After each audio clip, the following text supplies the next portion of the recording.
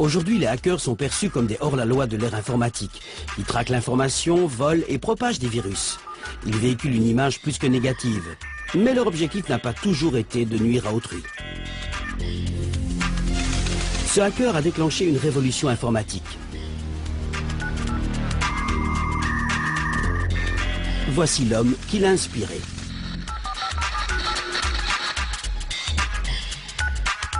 Et là, le hacker qui a suivi leurs traces et en a payé le prix.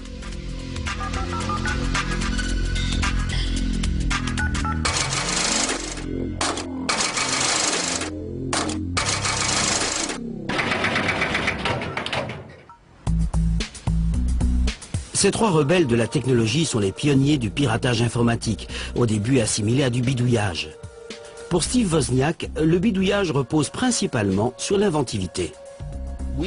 On a changé quelque chose pour l'humanité avec ces minuscules ordinateurs. Pour John Draper, ce bidouillage informatique est surtout une histoire d'expérimentation. Bidouiller, c'est démonter quelque chose et le refaire en mieux. Pour réaliser quelque chose de différent, de plus intéressant. Salut Steve, comment ça va? Je suis content de te voir.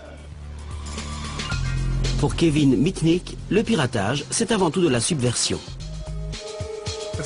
Il s'agit de découvrir des connaissances interdites, de faire des farces, d'essayer d'être plus malin que l'autre. C'est une sorte de défi intellectuel.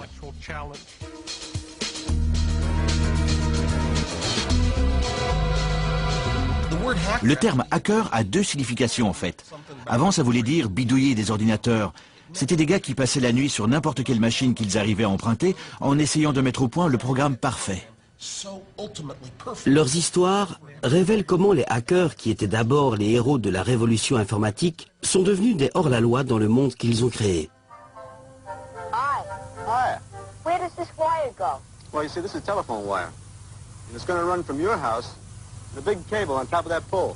On s'imagine que le piratage concerne essentiellement les ordinateurs, mais ça n'aurait pas été possible sans le réseau téléphonique, et c'est là que le piratage a commencé. En 1970, John Draper vient de terminer son service militaire. Il fait des études d'électronique lorsqu'un jour il découvre un univers secret. Tout commence par un appel téléphonique d'un homme appelé Denis qui promet de lui révéler les secrets d'une nouvelle mode, le freaking.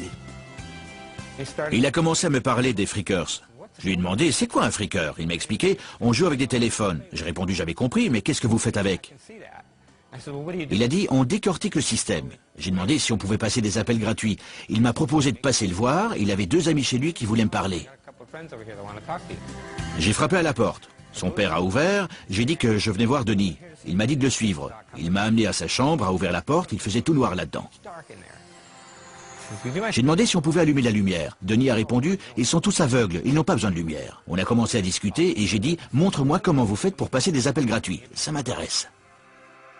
On savait que c'était illégal, bien sûr. Je suppose que ça faisait partie du jeu. C'était des sensations fortes. Ce n'était pas juste pour arnaquer la compagnie téléphonique. C'était un défi technologique. À une époque où les appels longue distance sont un luxe, les freakers ont trouvé un moyen de les passer gratuitement. Les réseaux téléphoniques sont alors contrôlés par des tonalités. Les infiltrer est simple avec le bon matériel. Ils se présentent sous la forme d'un gadget gratuit contenu dans un paquet de céréales. Cet objet, c'est un sifflet Captain Crunch. Si on colmate ce trou là avec de la colle, ça correspond à 2600 Hz. Quand on siffle dedans au téléphone, ce son indique à l'autre côté que la ligne est libre et qu'on est prêt à passer un appel. Armés d'un sifflet Captain Crunch, les freakers peuvent prendre le contrôle des lignes téléphoniques n'importe où et n'importe quand. En fait, on allait par exemple à l'aéroport, on marchait en soufflant dans le sifflet à côté d'une rangée de téléphones publics. Et on déconnectait tous les appels. À l'époque où les appels passaient par des opérateurs, le freaking était impossible. Mais quand les standardistes ont été remplacés par des systèmes mécaniques, on a utilisé différents sons pour déclencher les commutateurs. Si vous pouviez reproduire la bonne tonalité, comme le freaker aveugle Joe Enegresia, vous pouviez passer des appels à travers le réseau en sifflant. Let's see if I make it this time. This is really hard to do. It sounded like all the tones were present, so the phone should be ringing about now. Il a même démontré son savoir-faire pour les médias locaux. From his one phone to a town in Illinois and back to his other phone, a 1,000-mile phone call by whistling.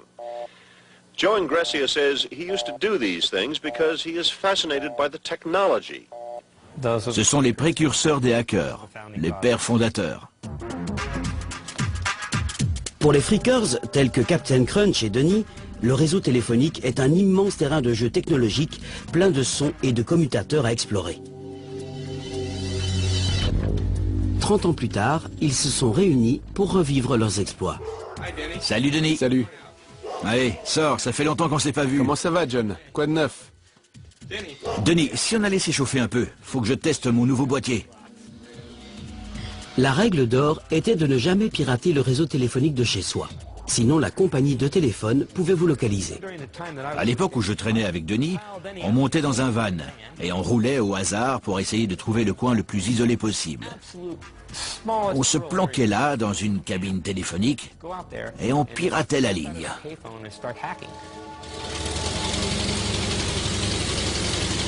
Une fois qu'ils savaient quelle tonalité contrôlait les commutateurs, les freakers pouvaient parcourir les lignes téléphoniques de centrale en centrale et de ville en ville. Mais il leur fallait des moyens plus efficaces de reproduire les tonalités. C'est là que les compétences mécaniques de John Draper entrent en jeu. Le freaking va devenir high-tech avec l'invention d'un gadget appelé Blue Box. Le premier truc que j'ai fait, c'est fabriquer la Blue Box. Le boîtier, on peut le trouver chez n'importe quel fabricant de composants électroniques. C'est un bon vieux boîtier standard. Le pavé à touche, je crois qu'on l'a déniché chez un ferrailleur. La Blue Box n'est rien d'autre qu'un appareil qui génère des tonalités. Elle génère une certaine série de tonalités et la compagnie de téléphone croit qu'elles viennent de leur propre matériel de commutation. Mais en réalité, elles viennent de vous. Ce sont les clés du royaume. Si je voulais un opérateur à New York, il me suffisait de taper étoile 1212 dièse et j'aurais été connecté à un opérateur à New York. Équipés d'une Blue Box, les freakers passent des appels dans le monde entier. Souvent rien que pour le plaisir d'entendre un message enregistré dans une langue étrangère. Ça me sidérait de voir que la compagnie de téléphone ait pu concevoir un système aussi simpliste. J'avais du mal à croire que ça puisse être si facile de l'infiltrer. KP182 dièse. Les schémas des numéros étaient vraiment curieux. Les données de la compagnie sont classées par niveau et je me suis infiltré dans les plus élevés. J'ai eu accès à des informations capitales. La technologie de la Blue Box est le Big Bang du freaking. Le réseau illégal s'étend et très vite, les freakers tiennent des réunions secrètes sur des lignes de conférence à l'intérieur du système. La plupart des gens parlaient de téléphone. La plupart parlaient des trucs habituels dont parlent les jeunes, les petites copines, les téléphones, etc.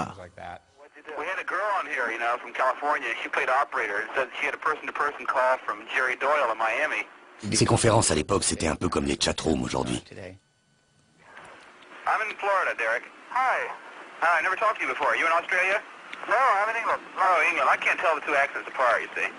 C'était un lieu social où je pouvais rencontrer des copains qui avaient les mêmes centres d'intérêt que moi.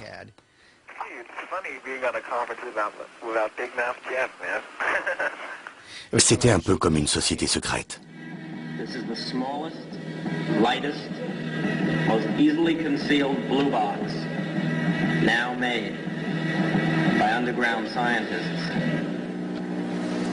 Mais la société secrète s'agrandit.